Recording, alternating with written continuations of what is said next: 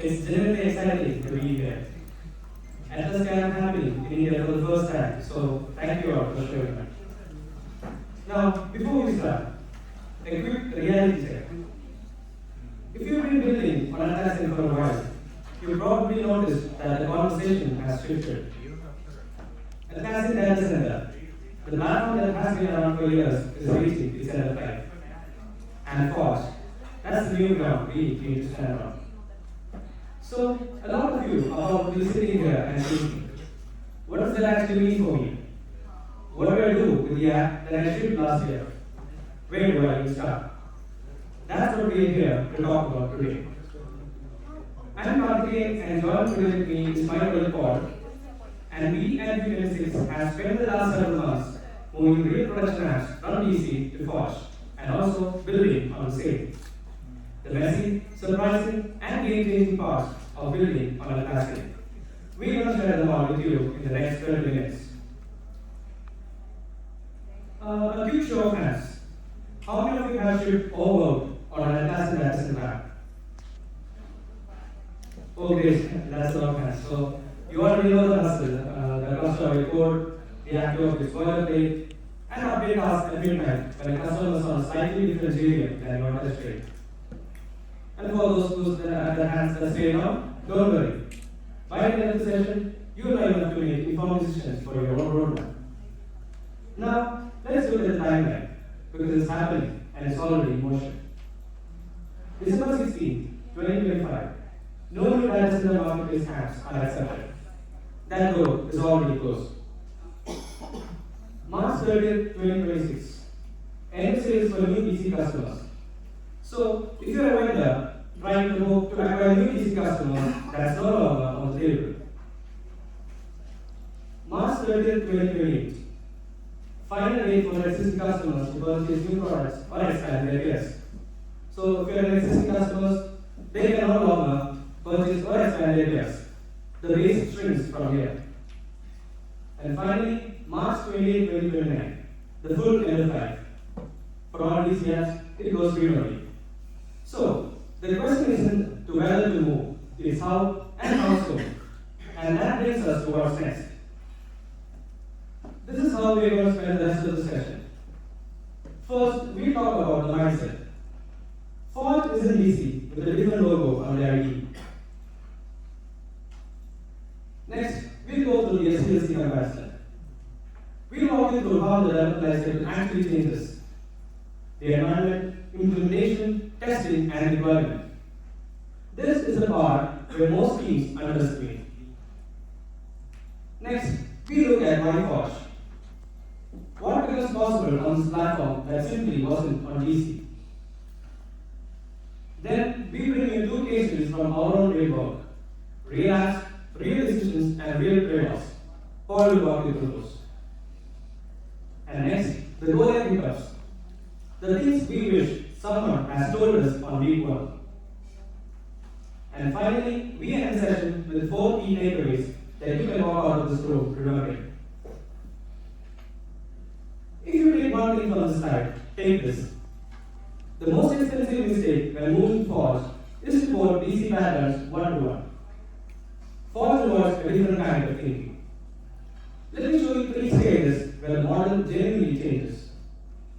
First is where your code runs. On DC, your code runs inside the customer's clustered environment. You share JVM resources with every other plugin and with Jira itself. You need to be conscious of memory, thread safety, and what happens when one node restarts. On Forge, that whole world goes away.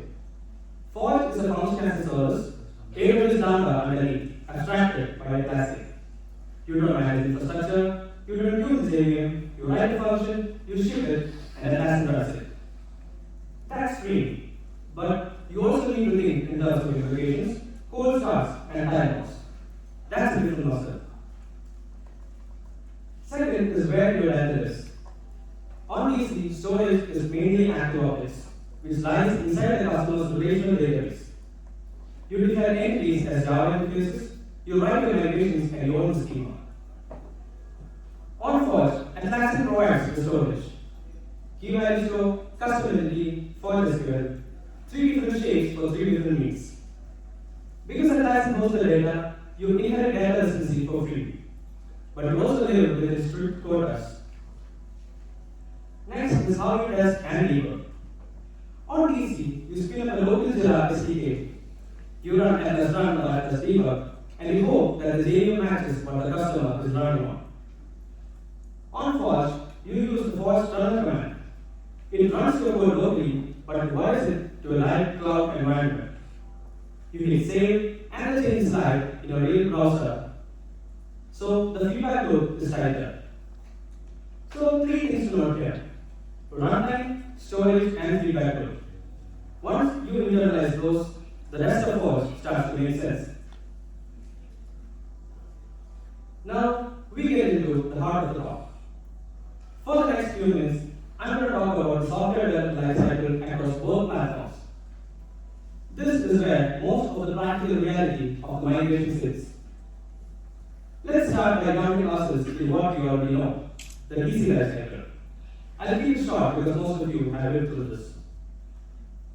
First is the environment configuration. You install Java, you set a Spring Boot or any framework of your choice. You spin up Atlassian SDK, you wire up layer. So there's a checklist.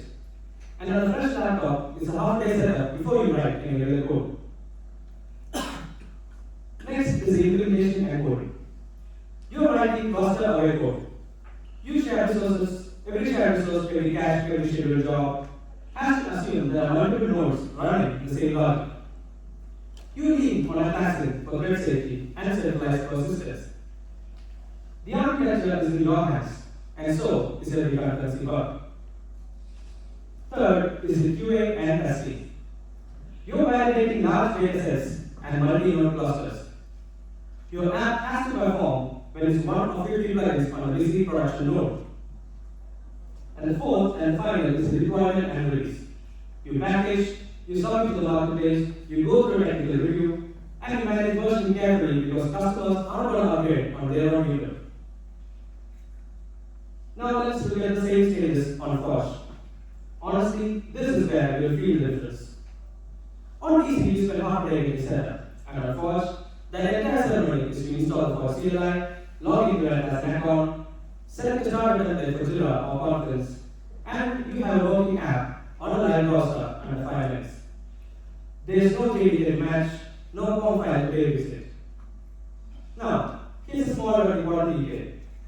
Forge lets you spin up 3 named environments out of the box: development, staging, and production.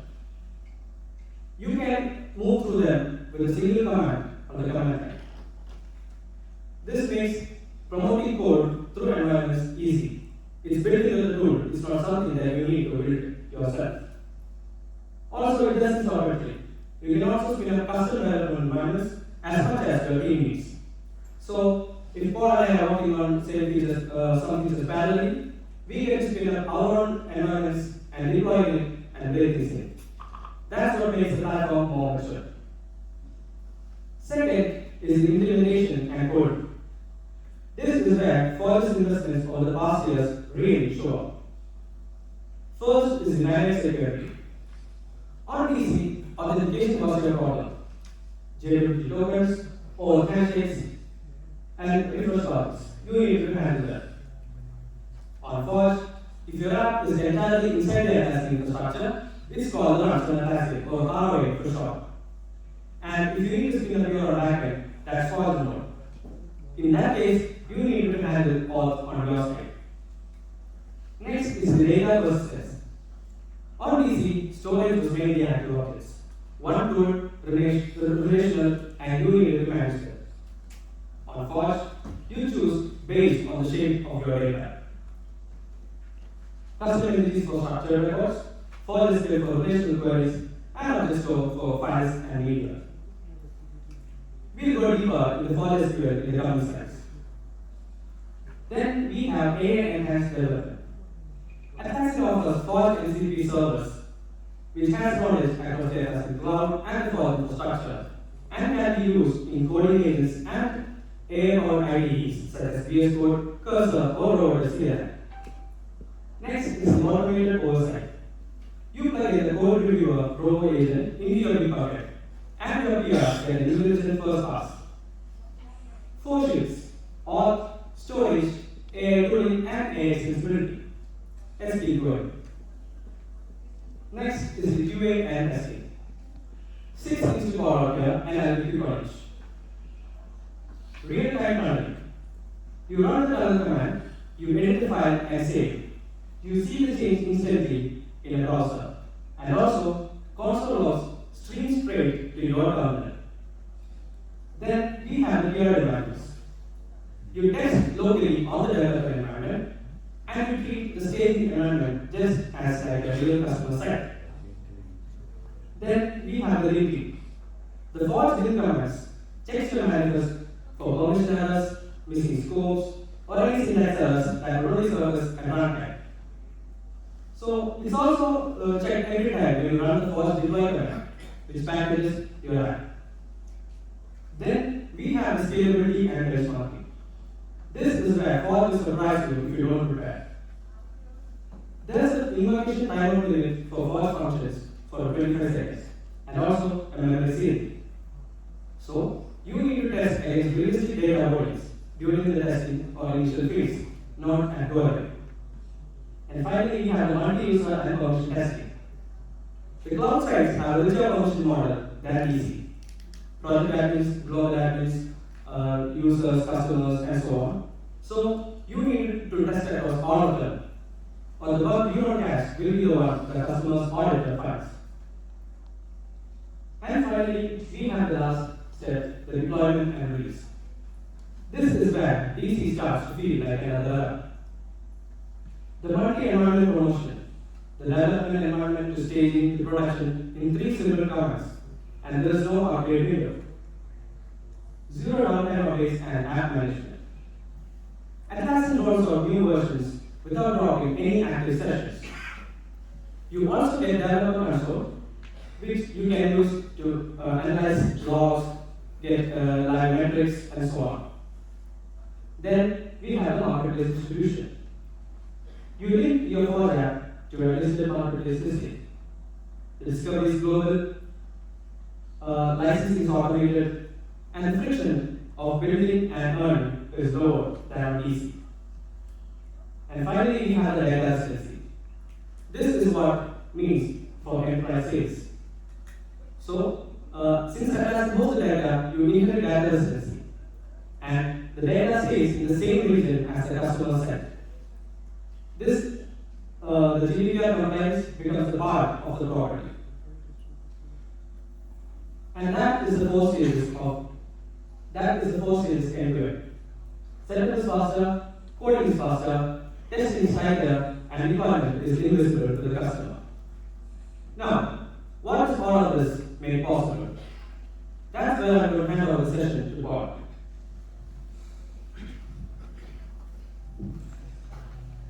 Thank you, Karthikeyan. Hey everybody, good evening. So I hope you all are enjoying AtlasCamp. So Karthikeyan walked you through how Forge changes the way you build. But I want, this is working. Can you hear me? Yes. Yeah, so Karthikeyan walked you through how Forge changes the way you build. I want to spend the next few minutes to show you what Forge lets you build. There are 4 capabilities that are worth your attention right now.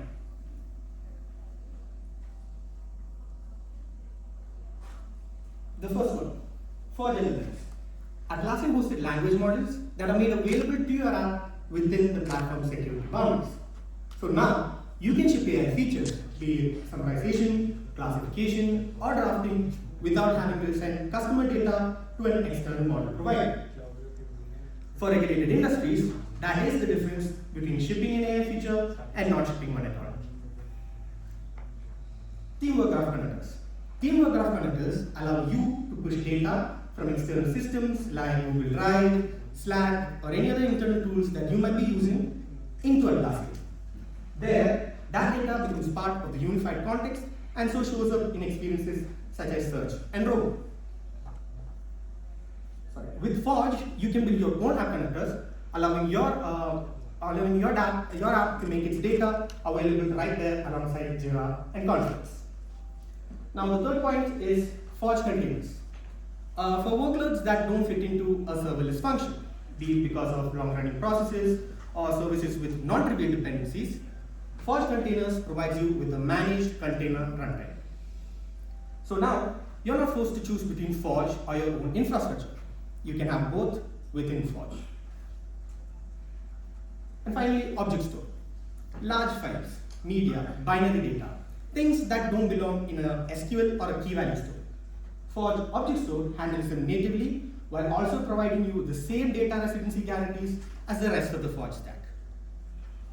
And that brings us to the question that we found ourselves asking on every single project.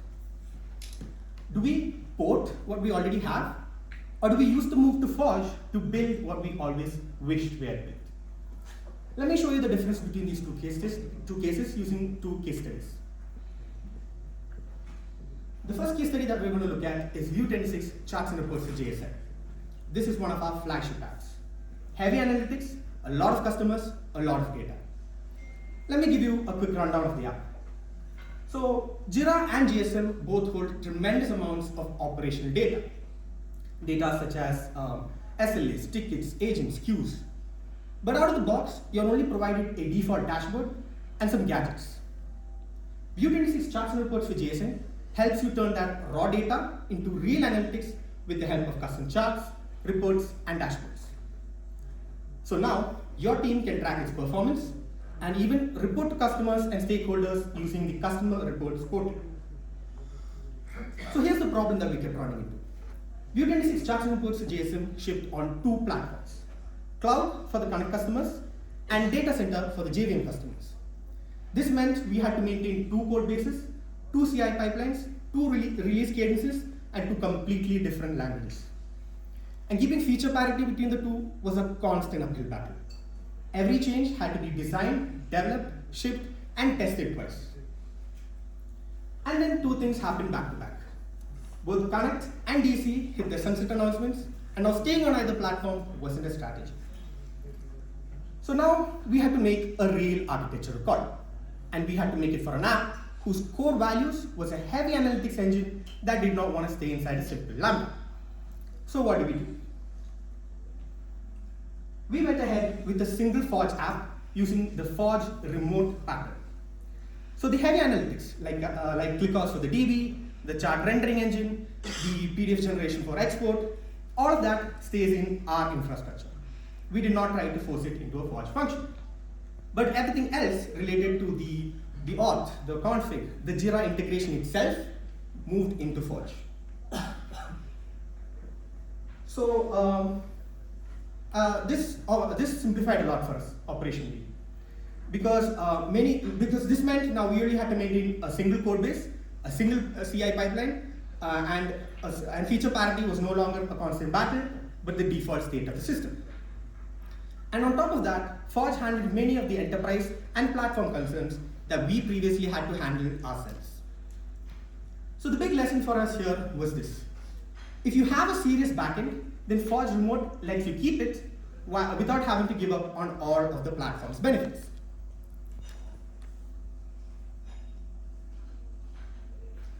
The second case study that we're going to look at is VIEW26 Work Log Reports.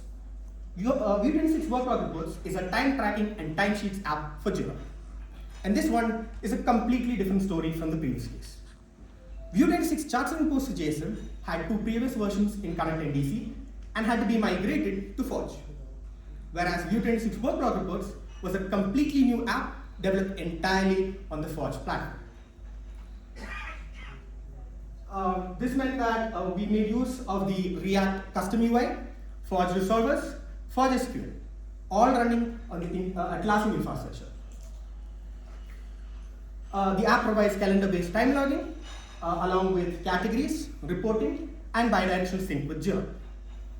And honestly, this is where Forge felt strong as a platform, because many of the hard infrastructure problems were already solved for us. Let's take Forge SQL for an example. If you're coming from active objects on DC, then this is the part that changes how you think about your app's data. Forge SQL is MySQL compatible. You declare it in the manifest, and Atlassian provides you a per installation database automatically. tenant isolation handled by the platform. Forge also comes with an inbuilt migration system. You define version migration steps, you wire it to the lifecycle events, and Forge tracks what's already been applied. Authentication was another area where Forge simplified a lot for us. We needed our app to make Jira API calls both as the user and as the app for background operations. In Forge, both use the same API layer just with a different context. The platform handles the OAuth flow for you. And then there's the event model. We need a bidirectional sync so that worklogs created in our app reflect to Jira, and Jira worklogs sync back to us. In DC, this meant wiring up listeners, handling retry logic, and managing queues and thread pools all by yourself. In Forge, you define webhook triggers in the manifest, and Forge handles the retries, the scaling, the routing, the entire execution lifecycle. So the contrast between these two case studies is this. VIEW26 charts and reports for JSM had an existing architecture and made use of the Forge remote pattern to preserve it. Whereas workload reports was a completely new app developed entirely, which was a blank slate, and so leaned into the platform's capabilities. Both are valid paths. But if you're building something new today, designing for Forge is genuinely worth it. Now, we promised you an honest version. Here's where Forge bit us. 3 constraints, all of which we hit in production and forced real redesigns. If you remember nothing else from the following slides, try to remember the numbers. 25 seconds. That's the resolver timeout. So if your backend logic takes more than 25 seconds to respond, your resolver dies and your user sees an error. We hit this in a customer with a very large Jira instance. The solution, however, was not to optimize the slow path, but rather to redesign the architecture around it. We made use of the Forge Async Events API, which pushes your work onto a separate queue. But doing that came with its own issues. 15 minutes. That's the cap on the Forge Async Events. So when you push your long-running work into the background, you're still operating under a ceiling. For workloads longer than 15 minutes, you have to build orchestration. Break down the work into chunks, persist progress, and chain invocations together. It's a real engineering effort. Now, before I mention Forge's skill limits in particular, I want to mention that there are a few platform limits that you should know on day one. Limits such as invocation limits and execution duration on Forge functions, key value store and custom entity store limits, object store throughput limits. Read the documentation on these limits at least once before you start designing your app, not after. Now, talking about Forge SQL in particular, storage is per installation, but the limit is tiered by environment. So in production, you get 1 GB storage. In staging, you get 256 megabytes, whereas in development, you get 128 megabytes. So when you're working on staging, you're working on a smaller box. Plan your test data accordingly. Beyond that, a few other limits that you should know is that there are 200 tables per install. You get 200 tables per install. DML queries have a 5 to 10 per second connection timeout. DDL queries have a 20 second per connection timeout. Your request payloads have a maximum size of 1 megabyte, and your response has 4. These limits exist for good reasons. They keep the platform fast and predictable for everybody, but you have to know them before you start designing. Treat them as inputs, not surprises. Now, if you're someone who's planning to work on the Forge platform, I would recommend that you keep these 4 points in mind. Number 1, choose the right migration strategy. Your migration strategy depends on the shape of your app. If you have a very serious backend that genuinely can't fit into Forge, then Forge Remote is a pattern that lets you keep it without having to leave, while staying inside the platform. But whenever you can, try to push your backend logic into the Forge resolvers. This gives your apps the runs on Atlassian tag, which means that all your data stays inside Atlassian and also means that you don't have to carry the operational weight of running your own infrastructure. Now, the second point, stay ahead with Forge EAPs. Atlassian ships early access program constantly. New LLM features, Forge container, Forge object store. The teams that track these EAPs will be the teams that ship the new category of apps first. Point number 3, think beyond migration. Forge isn't just a platform swap. It's the opportunity to rebuild your app as AI native, rover extensible, and something that just wasn't possible before. The teams that port will ship working apps, but the teams that reimagine will ship apps that work the next 5 years. And finally, invest in team expertise. When you see a new Forge app in the marketplace or in a new Atlassian product, try to take a few minutes to think how that app could have been made, what modules it might be using, what infrastructure would make it work. That kind of curiosity is how Forge intuition develops into a team. Read the documentation, join the developer community, watch the EAPs. And if you still have any doubts, do come find us afterwards.